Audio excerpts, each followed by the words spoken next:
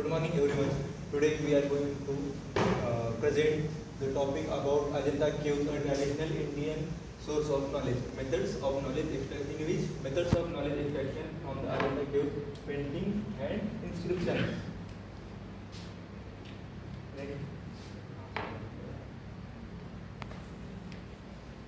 Introduction. As we all know, the Ajanta caves are located in Maharashtra, nearly about in Aurangabad district, are among the greatest treasures of ancient Indian art and knowledge. Dating from 2nd century BC to 6th century CE, these caves were built during the Satavahana and Gotadka dynasties. They contain Buddhist rock cuts, temples and monasteries, viharas and theaters, carved into a horseshoe-shaped cliff along the Wagura River. The caves are UNESCO World Heritage Site since 1983. And next, Ajanta has a source of knowledge. Ajanta is a powerful source of Indian traditional knowledge.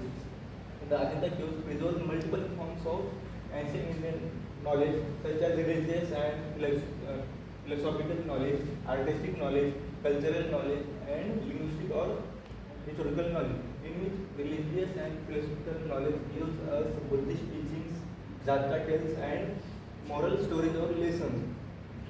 While artistic knowledge, in which techniques of mural painting, color mixing, and human anatomy, and in which this perspective of cultural knowledge, clothing, architecture, jewelry, ornaments, musical instruments, and social life of that era.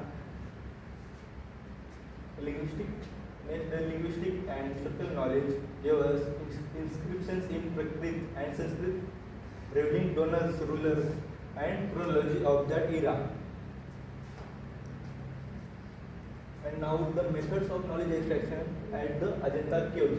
The knowledge at Ajanta is not only written in books, but the knowledge we extract from stones, colors, and symbols.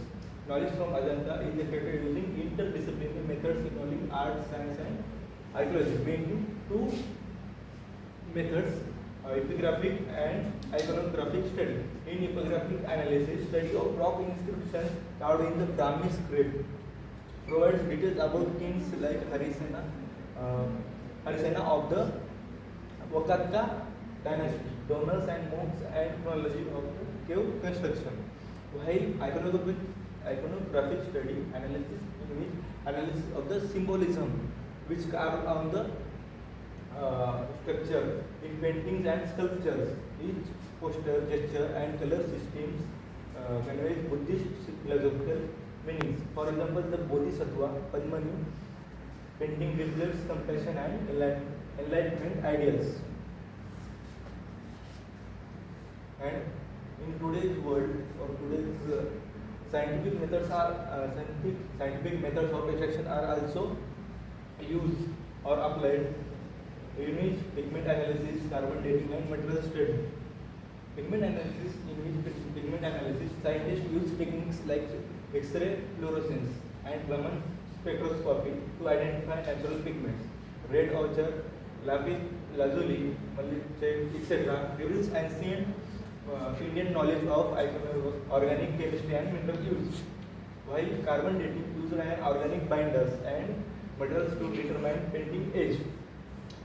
And at the last, material studies of plaster composition like lime with the use of lime, clay, and rice husk, proving advanced building science.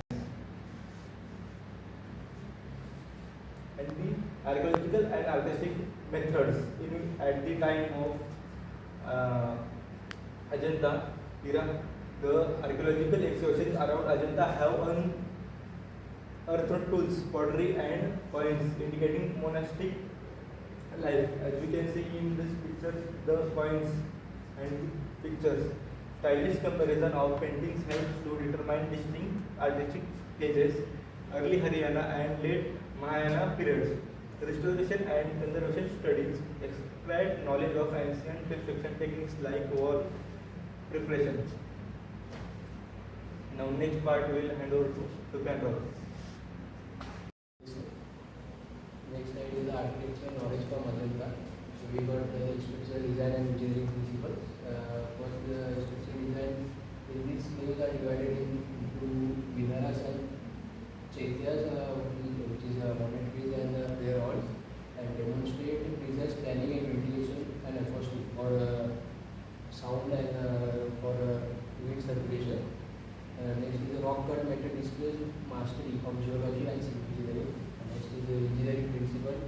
Measurements and geometry reveal understanding of symmetry and proportion. Use of natural light and sound reflection shows environmental intelligence. If using natural light and sound reflection, it is good.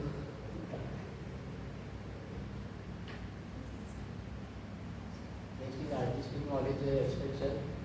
First is the Mughals depict Jataka tales, stories of Buddha's previous lives. Second is court scenes, festivals and travels reflecting cultural richness from a different regions. Second is the researcher extract color theory and pigment recipes. Ancient pigment formulation and color mixing techniques are formed in the Ajanta era. Brush techniques method using natural fibers and artistic applications. Visual storytelling, narrative sequencing and visual storytelling principle valuable for art installation and heritage conservation. From visual storytelling we get the restoration like this one for for the painting we get the heritage conservation. Next is culture and linguistic insight. In this inscription and paintings reveal there are 4 types of multilingual society. Prakrit, Sanskrit and local dialects coexisted in ancient India. In that period there are many languages, dialectics, but there are 3 famous: Prakrit, Sanskrit and other also. Next is social structure, role of women, traders and artisans in society. Cultural mirror serves as a mirror of ancient India, social structure and values. Next is a religious tolerance, coexistence of Buddhists, Hindus and Jain influences. Digital knowledge extraction. In the modern technologies we use to preserve and study the Ajantas. First is a 3D laser scanning and photogrammetry. In this we create the digital archives of cave structures and the paintings which we have. Next is infrared and multispectral imaging. We previous faded or hidden paintings beneath the surface layer. Which paintings are faded or the paintings are hidden? We see through the multispectral imaging. Third is a virtual reality tour.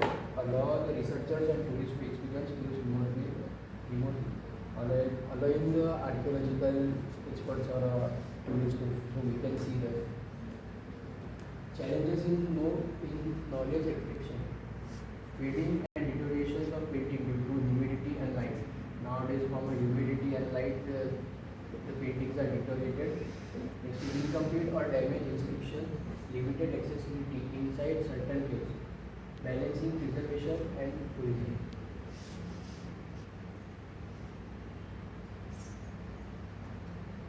Conclusion. Ajanta caves stand as a living encyclopedia of ancient India. Through multidisciplinary methods, archaeology, art, linguistics and modern science, we accept timeless knowledge. Ajanta is not only a monument but also a symbol of India's intellectual, artistic and spiritual